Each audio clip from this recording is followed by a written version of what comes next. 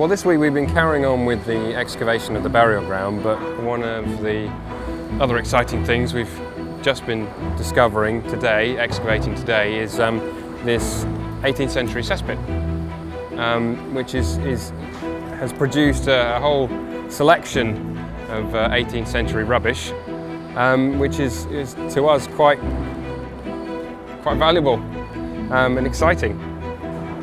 Well, the cesspit would have been intended for cess and for human waste, but you tend to get a lot of rubbish finding its way in there, either deliberately dumped or dropped down a drain, and it gets swept away into the cesspit. They would have been, when in use, they would have been periodically cleaned out and the soil taken away. But it appears that this one came to the end of its useful life and was backfilled with rubbish. So that's where we're getting all this amazing stuff from. There's no end of interesting things from this cesspit. We've got dozens of different plates and bowls of varying different types of pottery. Some of it is possibly late 17th century, but the great majority of it is 18th century, probably late 18th century.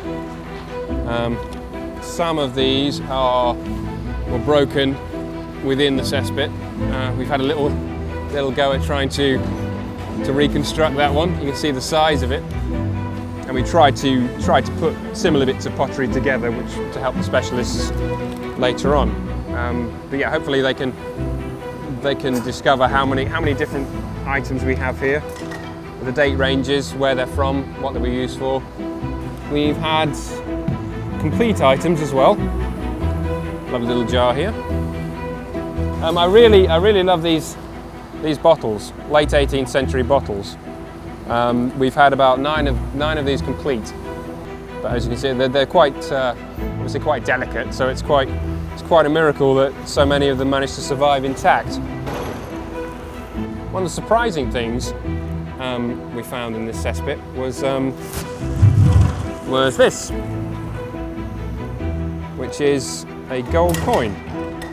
I had been asked about whether I was going to find any gold, and I didn't think I'd find gold in a cesspit, but obviously this has found its way in somehow.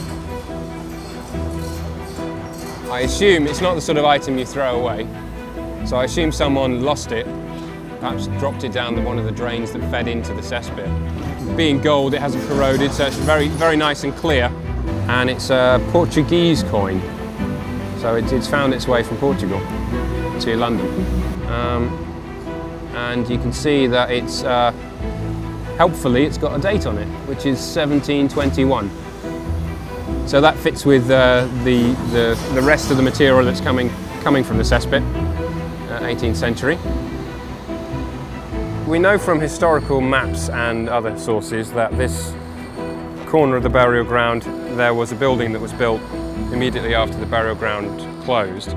Moorfields Street used to be known as Broker Row, and it was very famous for furniture makers and furniture dealers. And we believe that this is one of many properties doing that kind of activity.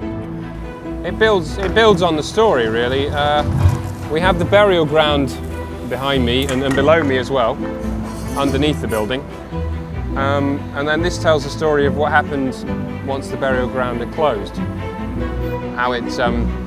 How the area was becoming developed, how it was getting more crowded north of the city, how finally the marsh was being reclaimed, and the burial ground slowly got forgotten and covered.